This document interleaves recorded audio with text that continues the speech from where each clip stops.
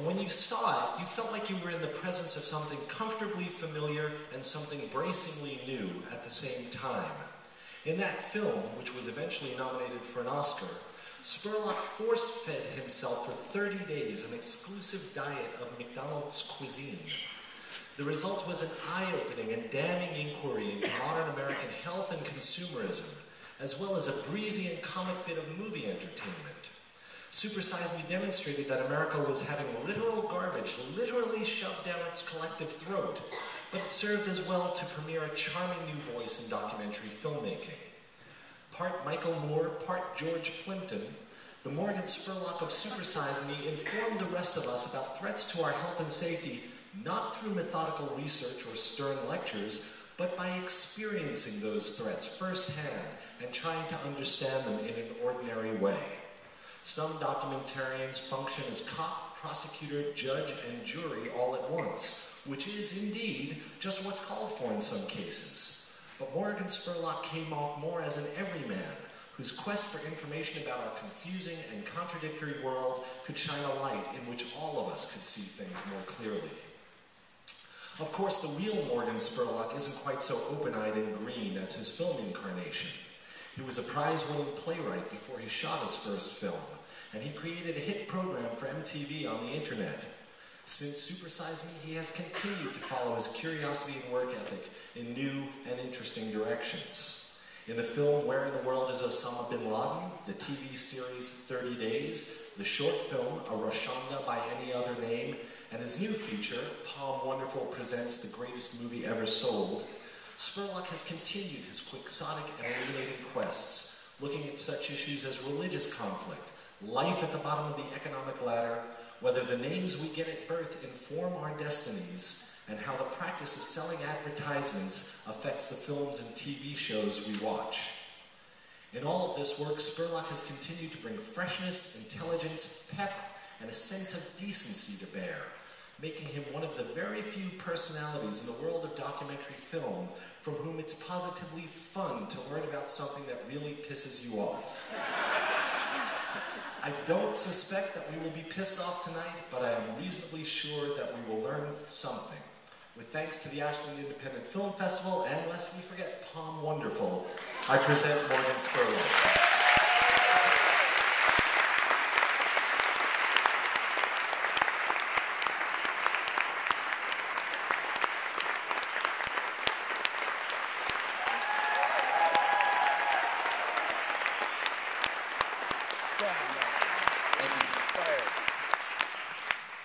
So you've been literally crisscrossing the country for some time, have you not? Where are you in from? I just flew in from San Francisco. I just started the whole press tour for my new film, The Greatest Movie Ever Sold. Palm Wonderful Presents The Greatest Movie Ever Sold. And this is day 11. This is day 12. And so it's been 9 cities in 12 days. And not all regional. You've literally been crisscrossing. I went from New York to Vegas, to Dallas, to San Diego, to Boston, to New York, to Boston, to San Francisco.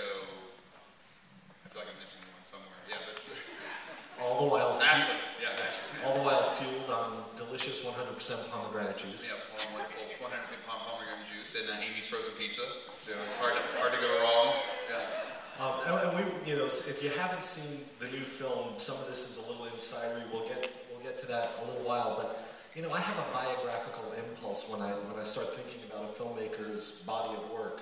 So I'd like to, if you don't mind, start talking about way back, the things that brought you to become a filmmaker to begin with. And we're going to start with a clip that's not from the very, very beginning, but comes later and explains some of the beginning. So if we can see the first clip, please.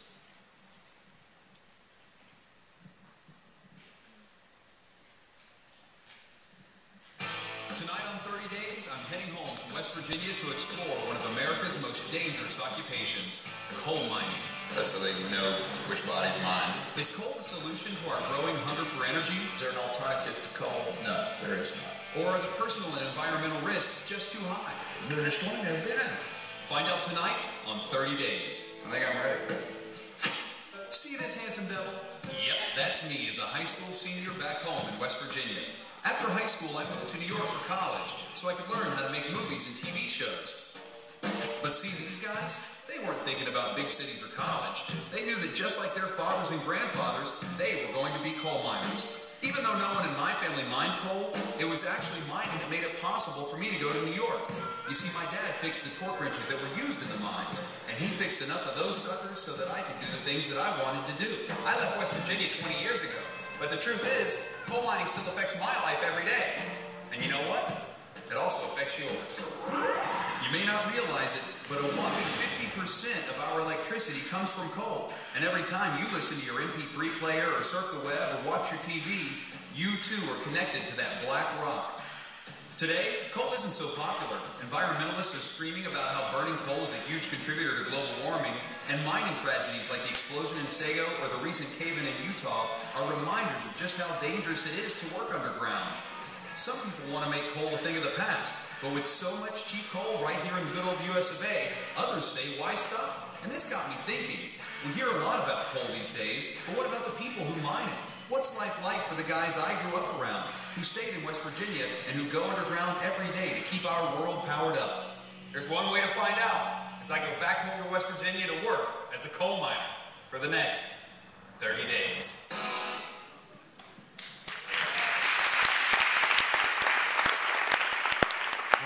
We'll look more at 30 days in a little bit, but I want to concentrate on the family and the background. Your dad, Sure. was he college educated? Was he an engineer, or was he? My dad went to like one semester of college and then quit, joined the Army, came back and started working for the phone company. And after working for the phone company for years, decided he wanted to start his own business. Learned how to repair torque wrenches, started repairing them out of the back of our garage, and then turned it into like the nation's largest repair center. You know, the thing about my father is my father was an entrepreneur literally since I was a really small kid. And I saw him start businesses all the time after he started this one. I would see him start one business and it would be great. He'd sell it off, you know, still while, you know, this one, Angle Repair Service, the torque wrench company, was still going. But I literally saw my father fail multiple times at these businesses he started, and I think that, you know, just seeing that happen, having that be an example in your life, like literally showed me that failure was okay. Like it instilled this incredible sense that, you know, failure isn't the end of the world, it's almost a necessity. And was he a movie buff? Did he turn you on to watching movies? My family loved movies. Like everybody, my mom, my dad. The other thing that you should know is like I grew up in a family of I was the youngest of 3 ballet dancing brothers, which is not the coolest thing to be in West Virginia. But like, I remember my brothers went to see a recital of one of the girls they were in school with, and my oldest brother Craig said, "I'd like to start doing this." And then my second brother started, and then I started, and both my brothers ended up dancing professionally before they ended up getting married, settling down, and having kids. My oldest brother Craig danced for like the Hartford Ballet and the Dallas Ballet and the New York City Ballet, and it was pretty amazing. Like my parents really loved and appreciated the arts. And, you know, and believe me, I'm sure they got shit all the time for their kids being ballet dancers in West Virginia. But it was one of those things where, like, listen, if that's what you want to do, then do it. And, you know, God bless them for it. It's amazing. And after being voted most, what was it? It was impossible to read here. I think that was the most popular picture. Clearly, the big screen was the next step. You went to NYU and you became a playwright. Yeah, well, I went to Southern Cal first because, you know, growing up in West Virginia, if you're going to go into the movies, you're going to go to Hollywood. That's what you do. You go to California.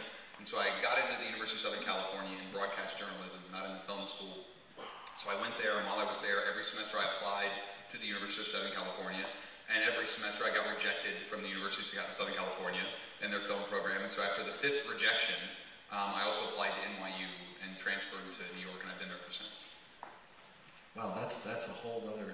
That's a whole other piece. That's a whole other piece of the puzzle. Yeah.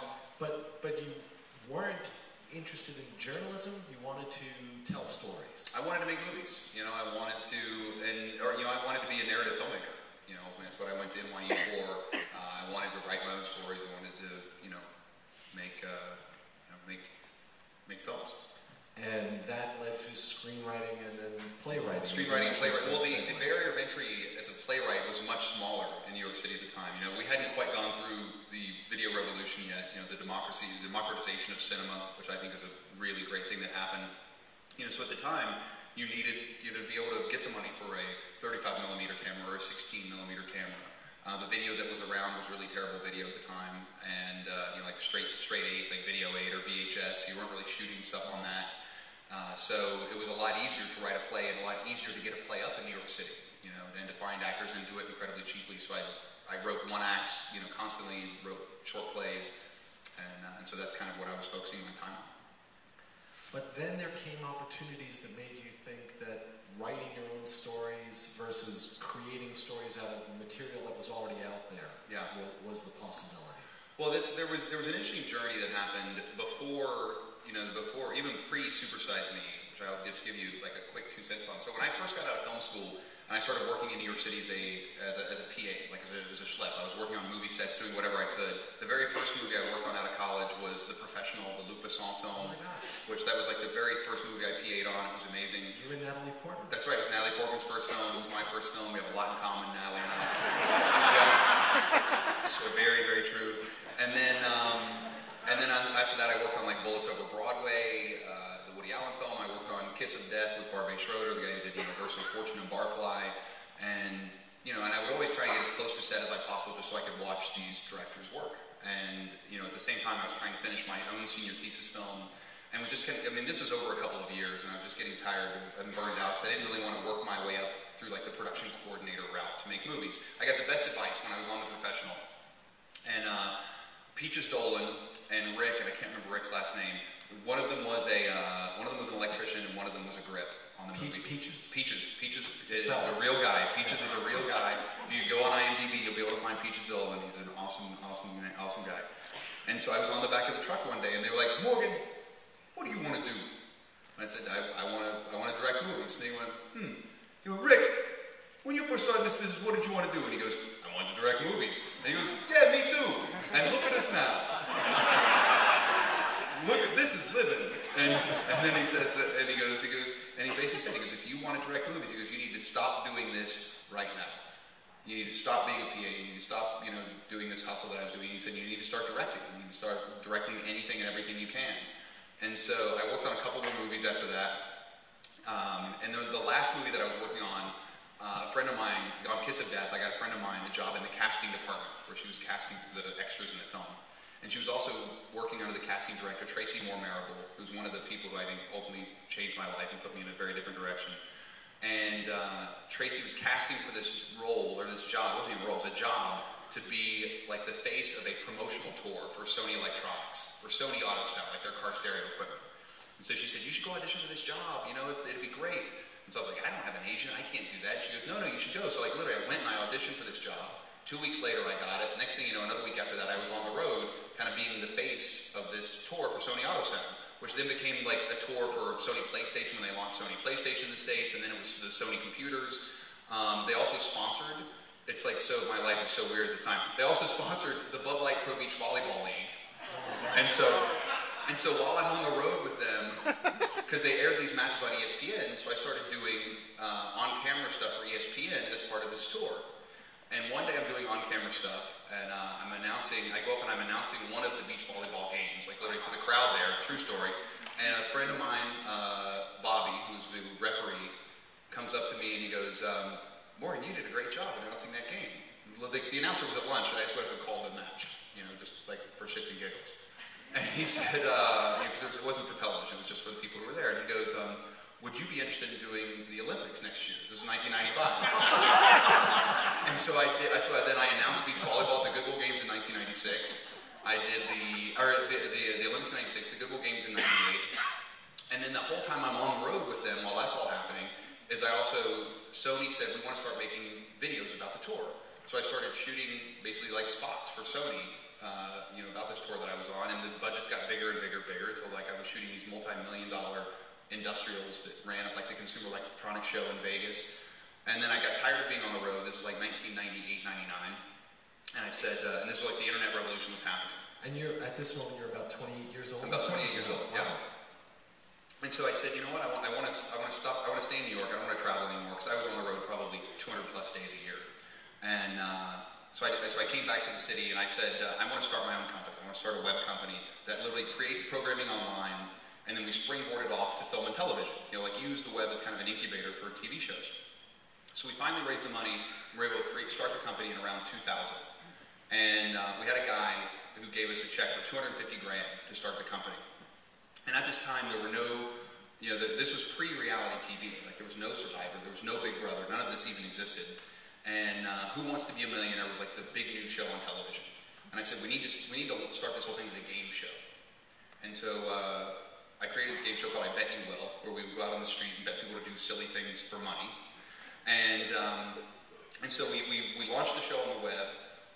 In the first, you know, in the end of the first 3 days, we had over 1 million unique visitors. By the end of the first week, we had over 5 million unique visitors. By the second week, CBS called.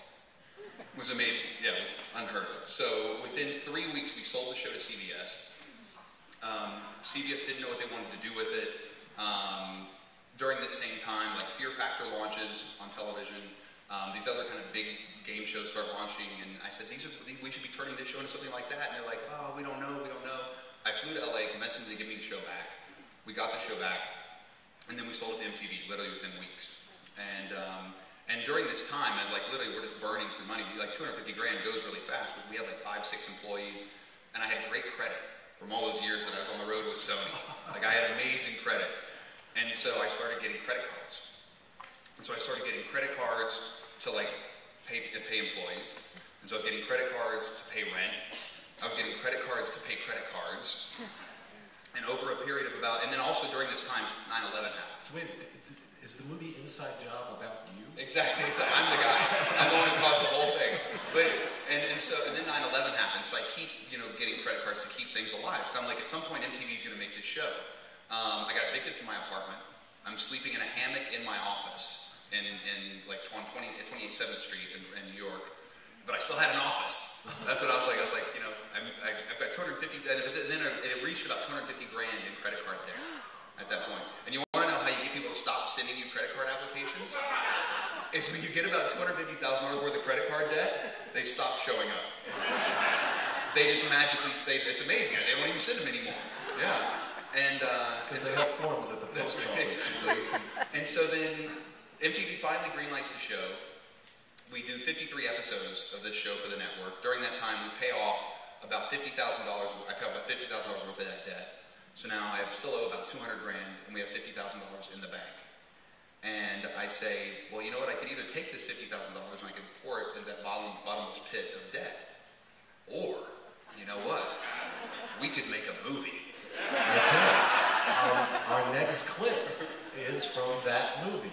$50,000 the big budget, supersized meal. Yeah, the budget for the whole film for supersized meal was 65 grand. Amazing. Yeah. Does that count as that?